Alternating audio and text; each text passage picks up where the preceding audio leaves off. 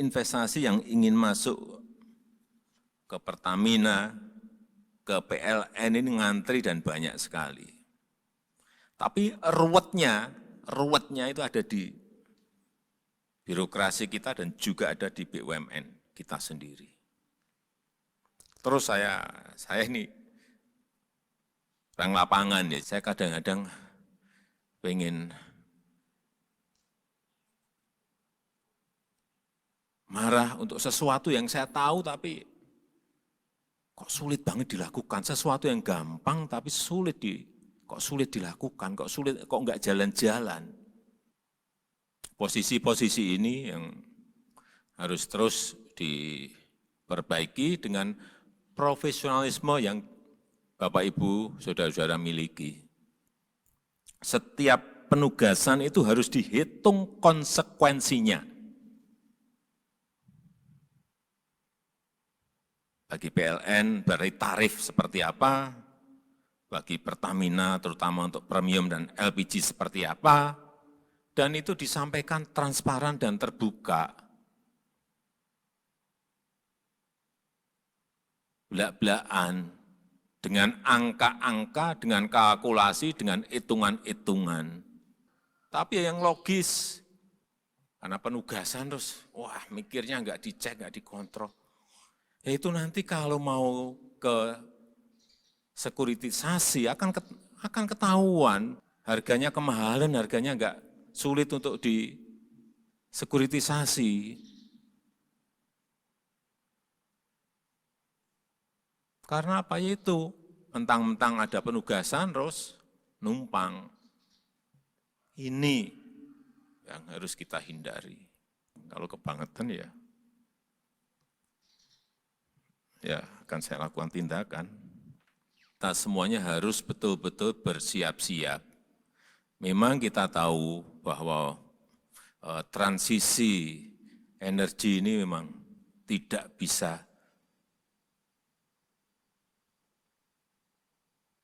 ditunda-tunda.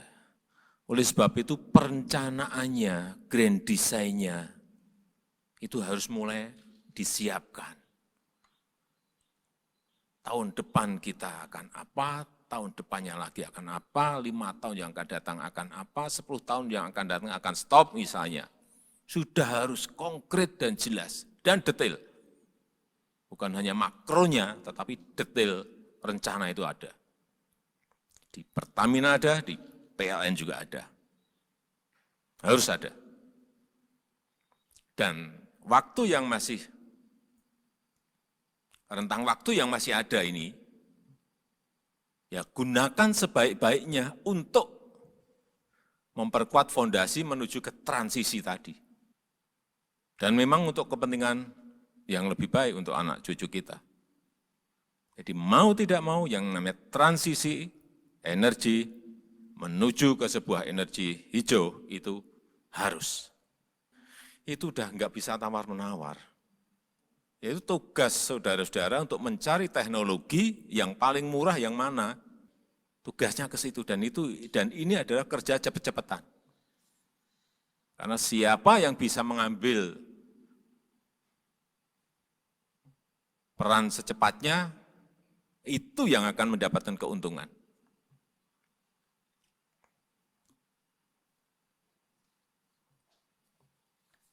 Saya melihat misalnya, sekarang ini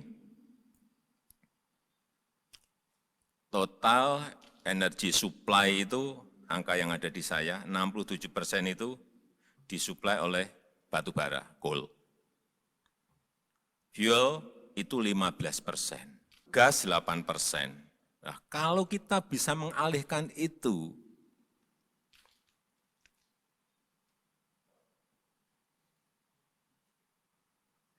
ke energi yang lain, misalnya mobil diganti listrik semuanya, gas rumah tangga diganti listrik semuanya karena di PLN oversupply, artinya suplai dari PLN terserap,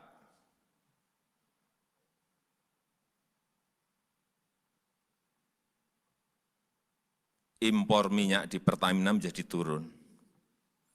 Goal besarnya adalah negara ini akan memperoleh keuntungan dalam bentuk neraca pembayaran kita yang sudah berpuluh-puluh tahun kita tidak bisa menyelesaikan karena problemnya impor minyak kita terlalu besar sekali. Dan itu mempengaruhi currency kita, mempengaruhi yang namanya kurs dolar kita. Karena setiap bulan Pertamina harus menyediakan, harus beli dolar di pasar dalam jumlah yang tidak kecil, besar sekali. Oleh sebab itu kenapa kita ingin mendorong yang namanya mobil listrik dan kompor listrik. Tapi problemnya di situ ada. Nah, itu tugas Bapak Ibu Saudara-saudara sekalian untuk tahapannya seperti apa. Mana yang bisa cepat, mana yang harus tahun depan, mana yang harus tahun depannya lagi. Larinya ke negara. Kalau ini nggak diselesaikan sampai kapanpun neraca pembayaran kita nggak akan beres. Ini logika-logika itu yang semua kita harus ngerti. Hitung-hitungannya. Bukan hanya khusus untuk PLN sebagai perusahaan BUMN, Pertamina sebagai perusahaan BUMN, enggak. Saudara-saudara ini adalah masih dalam lingkup badan usaha yang dimiliki oleh. Sehingga yang namanya pemilihan, Bapak Ibu adalah orang-orang yang sudah sangat terpilih, kita seleksi. Jadi jangan sampai ada yang tidak pede, itu yang saya ingin sampaikan. Ini sekali lagi perlu saya sampaikan dan sebetulnya dulu sudah saya sampaikan. Karena yang ingin kita bangun ini adalah profesionalisme. Dan saya minta juga Bapak Ibu sekalian juga bagaimana membangun sebuah kultur kerja ini harus dimulai. Jangan sampai yang namanya BUMN itu seperti birokrasi. Ruwetnya coba.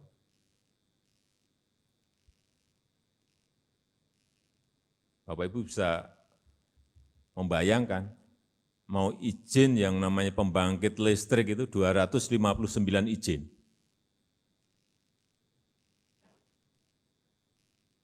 Meskipun namanya beda-beda.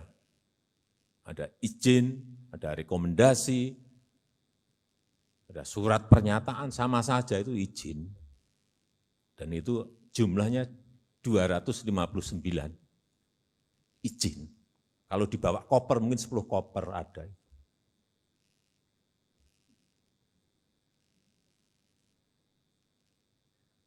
Dan waktu yang diperlukan bisa mencari izin itu bisa 3 tahun, 4 tahun, 5 tahun, 6 tahun, 7 tahun. Ada yang 7 tahun ngadu ke saya. Nah, seperti ini yang harus dipangkas. Enggak boleh misalnya di PLN sampai bertele-tele seperti itu. Enggak bisa lagi.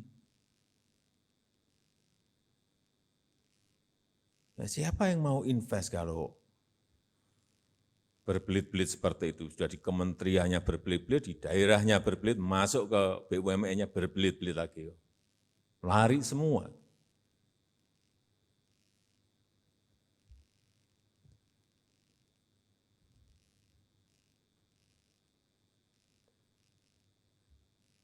Sehingga kalau yang lalu-lalu, BUMN ini banyak terlalu keseringan kita proteksi. Sakit tambahi PMN, sakit suntik PMN. Maaf, terlalu enak sekali. Dan akhirnya itu yang mengurangi nilai-nilai yang tadi saya sampaikan. Berkompetisi enggak berani, bersaing enggak berani, mengambil risiko enggak berani. Ya bagaimana profesionalisme kalau itu tidak dijalankan?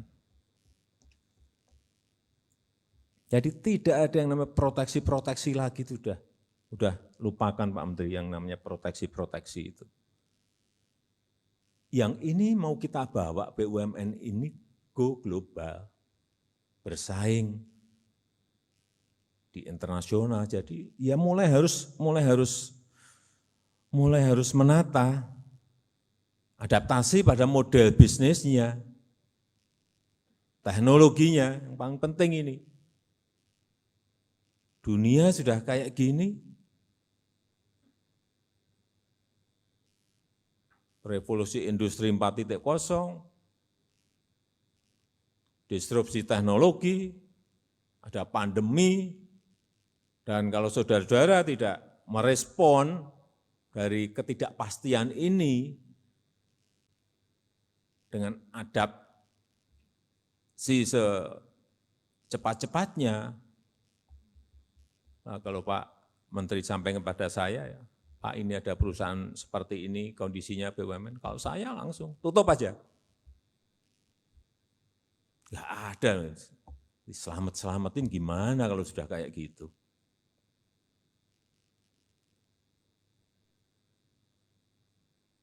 Dan Bapak Ibu semuanya, sekali lagi, ini sudah terpilih, terseleksi, pintar-pintar, saya enggak ingin ngajari yang namanya manajemen, Bapak Ibu jauh lebih jago.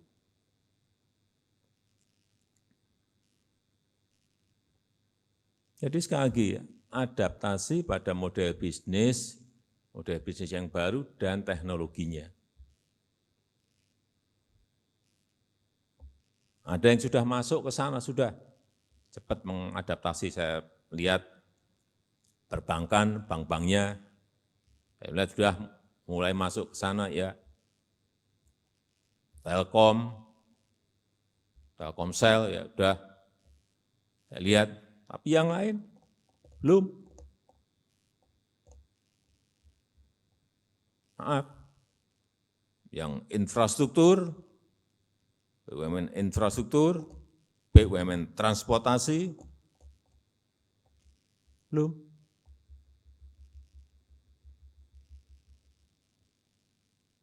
Dan kalau mau cepat, kita beradaptasi itu. Cara yang paling cepat adalah berpartner. Perusahaan global mana yang paling baik, ajak. Pasti mau dengan kita itu udah. Kita sudah dinilai prospek ke depan 10-20 tahun yang akan datang nih, kita akan menjadi ekonomi 4 besar dunia kok. Siapa yang enggak mau? Mau semua.